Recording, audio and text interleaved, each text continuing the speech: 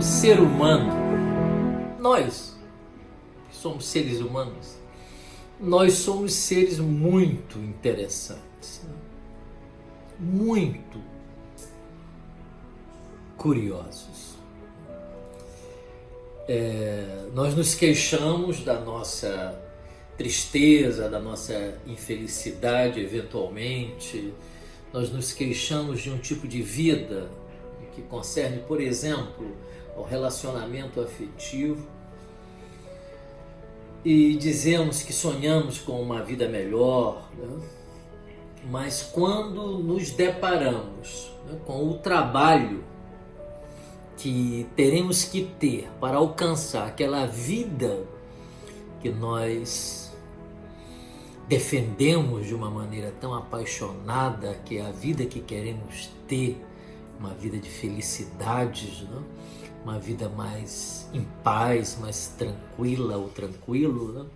Uma vida onde o relacionamento com o outro, trazendo esse exemplo específico para pensar essa questão, né, seja um relacionamento satisfatório, né? Então nos deparamos que o trabalho para se alcançar aquela meta que nós dizemos amar, que nós dizemos querer, né, não é simples, né?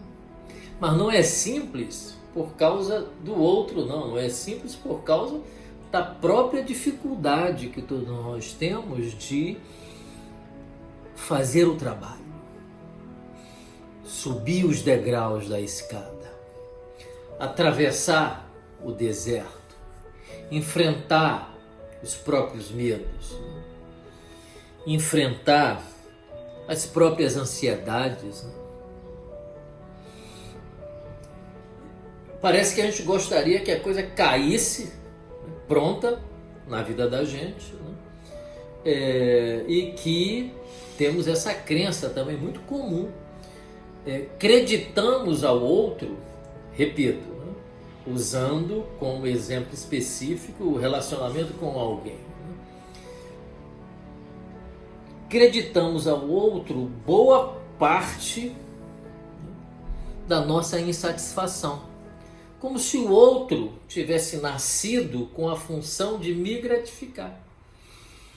Como se o outro existisse e a sua função no mundo fosse, acima de tudo, me ovacionar, me fazer feliz, me fazer alegre, né? Olha essa insanidade sob a qual todos nós vivemos até certo ponto, né? Porque isso, como isso não funciona, né? Isso falha, né? Aí começa a dar defeito. As consequências disso são inúmeras, né? Desde os casos mais dramáticos, trágicos até aquela reflexão que a pessoa é levada a fazer no bojo de sua análise, quando procura análise para vivenciar isso, né? Espera-se que o infeliz do analista, né, ele tenha, eu estou falando infeliz porque Freud chamava o analista de infeliz. Onde é que nós vamos encontrar esse infeliz, né, que compreenda aquilo que a gente está dizendo aqui, meu amigo Carl Jung, né? É uma carta para Jung, né? O infeliz do analista, então, alguém que está acostumado com a infelicidade, né? E não se incomoda mais com isso, porque espera-se, né? Da mesma forma que espera-se que aquele cirurgião que vai fazer a sua cirurgia seja bom no manejo da mão, né? Chiron em grego é mão, da mesma forma que você espera que seja bom, você espera que seu analista também tenha tido um treinamento, né? Profissional e existencial também, né? Na própria análise dele, na elaboração de suas crises, né? Que seja capaz, então, de compreender esse percurso e enxergue esse percurso de algum modo, pelo menos. Não no sentido de enxergar como um percurso pré-determinado. Cada pessoa tem o seu percurso. E ele sabe disso, o analista sabe disso. Então ele fica ali olhando, né, o percurso se desenrolar e o indivíduo ir interpretando o próprio percurso da vida dele, né, com uma ajuda, sem dúvida, do analista, né?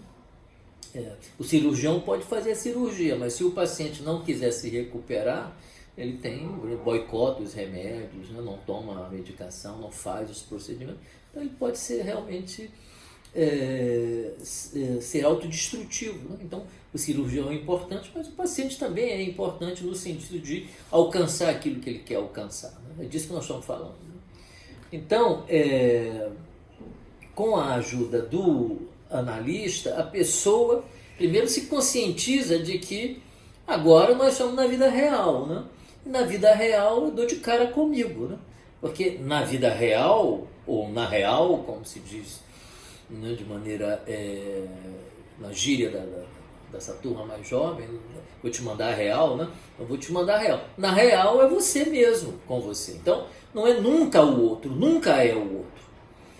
Nós só vivemos um inferno que outorgamos ser responsável do outro se nós gostarmos desse inferno.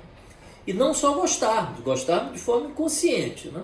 Não só gostar, mas como temos medo de construir o nosso céu, então, podemos dizer assim, para brincar com esses polos opostos, né? Então o indivíduo tem medo de construir o seu próprio céu ou o seu próprio mundo onde essa pessoa se vê feliz, e aí fica protegida dentro do inferno, acusando a outra pessoa de ser responsável pela sua infelicidade, sua tristeza, sua depressão, né, sua melancolia, né? Ninguém é responsável por coisa alguma, né? Nós somos responsáveis pela nossa própria vida. Se formos infelizes em qualquer lugar, com relação, sem relação, a responsabilidade é toda nossa. Então acho que isso é importante perceber. Eu não acho que seja alguma coisa que a gente perceba quando se é muito jovem. Eu acho que não. O inconsciente fica muito projetado e aí tem uma série de obrigações existenciais e biológicas que o indivíduo tem que cumprir, né? E isso é mais forte do que a capacidade dele de refletir sobre a sua própria vida. Mas eu tenho visto cada vez mais pessoas com 40 anos, 41, 38, 39, chegarem ao consultório já com esses questionamentos, que na minha geração, por exemplo, tais questionamentos, eu acho, né, chegavam de forma mais tarde. Esse eu acho que é um indicador bom. Eu acho que é um indicador de que o mundo tende cada vez mais, contrariamente às vezes, né, aos indicadores que a gente vê no mundo, né, movimentos radicais, né, e outras coisas, contrariamente a esses indicadores, parece que as pessoas, de maneira anônima e silenciosa, uma multidão de pessoas, estão nesse processo de amadurecimento, e eu julgo que essas pessoas que têm filhos, né, construirão uma geração muito mais integrada, muito mais consciente, muito mais autorresponsável, por exemplo, do que a minha geração.